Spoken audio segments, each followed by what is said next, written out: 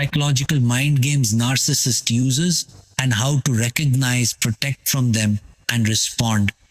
Love bombing? Ever felt swept off your feet almost too quickly? Like you've suddenly met your soulmate, someone who showers you with attention, affection, compliments. They tell you everything you've ever wanted to hear, mirroring your dreams, your hopes, your very soul. It feels magical, perfect, maybe too perfect. This intoxicating rush isn't always love. Sometimes it's love bombing. It's an overwhelming display of adoration used right at the beginning of a relationship. It's the constant texting.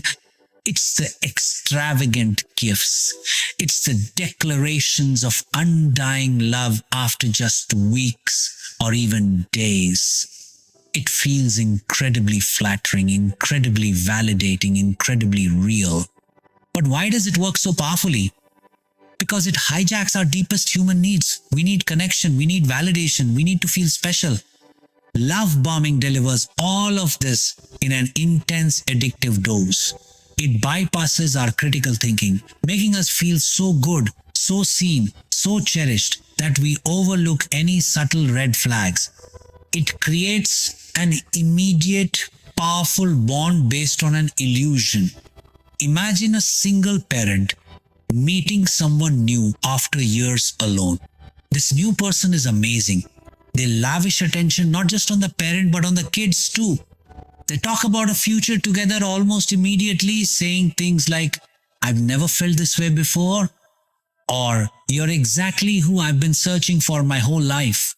The single parent feels overwhelmed with relief and happiness, thinking, "Finally, someone who truly gets me, who truly wants us." They feel a deep sense of gratitude, lowering their guard faster than they normally would. Think of it like pouring miracle grow on a seedling. The growth is rapid, impressive, almost unnatural, but the roots are shallow, and the whole thing is dependent on that artificial boost. Take it away, and the plant withers. Love bombing creates that same fragile dependency. The danger? This intense idealization phase is designed to get you hooked fast. It makes you emotionally invested before you truly know the person. Once they feel secure that you're attached, the mask often starts to slip. The affection might become conditional, the compliments might dwindle, criticism might creep in. You're left confused, chasing that initial high, wondering what you did wrong. So how do you protect yourself? Pace yourself. Healthy relationships develop gradually. Intense pressure to commit or overwhelming affection very early on is a warning sign. Maintain your independence, your friendships, your sense of self outside the relationship. Observe consistency over time. Actions, not just words.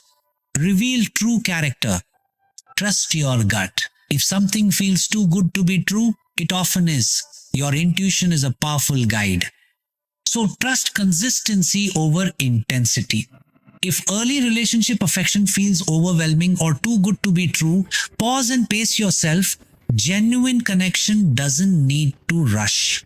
But this initial pedestal always crumbles. What happens when the worship turns to criticism and they start making you question not just the relationship, but your own mind? Stay tuned as we expose the reality-bending tactic of gaslighting. Gaslighting. Do you ever find yourself constantly second-guessing your own memory, your feelings, even your sanity in your relationship? Do conversations leave you feeling confused, anxious, wondering if you're the one who's misunderstanding everything? Does your partner deny saying things you know they said or tell you you're being too sensitive when you react to something hurtful? This isn't just poor communication, it's a deeply manipulative tactic called gaslighting. It's a sinister attempt to make you doubt your own perception of reality, eroding your trust in yourself until you become dependent on the manipulator's version of events. It's insidious, it's destructive, it's incredibly effective. Why does gaslighting work? It attacks the very foundation of our reality, our own judgment. We trust our senses, we trust our memory, we trust our feelings. Gaslighting systematically undermines this trust by constantly denying your reality, questioning your memory, and invalidating your emotions. The manipulator creates profound cognitive dissonance, that uncomfortable mental state where your experience clashes with what you're being told. To resolve this discomfort, your brain might start to bend, to doubt itself, to think, maybe they are right, maybe I'm crazy. Consider a long-term couple living together. One partner consistently forgets agreements or promises. When confronted, they might say, I never agreed to that. You must be imagining things. Or you're making a big deal out of nothing again. They might hide objects like keys or papers and then act bewildered when their partner can't find them, subtly suggesting the partner is losing their mind. The victim starts thinking, did I dream that conversation? Am I really that forgetful? Why am I always the one getting things wrong? They might start apologizing for things that aren't their fault, just to keep the peace. It's like someone constantly tilting a picture frame on your wall, just slightly. At first you straighten it.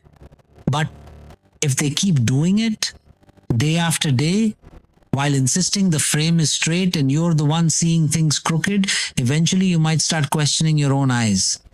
That's gaslighting, subtly altering your reality until you doubt your own perception. The impact is devastating. It destroys self-esteem. It fosters anxiety and depression. It makes you feel isolated and alone in your confusion. Victims often feel like they're walking on eggshells, constantly second-guessing themselves and becoming more reliant on the gaslighter for validation and direction. How do you fight back against this reality-bending tactic? Trust yourself. Your feelings are valid, even if someone tells you they aren't. Your memories are real, even if they deny them. Keep records. Write things down. Conversations, dates, events. This isn't about proving them wrong. It's about anchoring yourself in reality. Seek outside perspective. Talk to trusted friends, family, or a therapist. Getting validation from outside the relationship can be a lifeline and critically create distance. Reducing contact or leaving the relationship might be the only way to regain clarity and trust in yourself. Anchor yourself in reality by keeping records and seeking outside validation. Remember, your feelings and memories are valid, even if they deny them. Gaslighting attacks your perception of reality, but the manipulation doesn't stop there. Next up, how they weaponize your own good nature against you through guilt tripping and shame.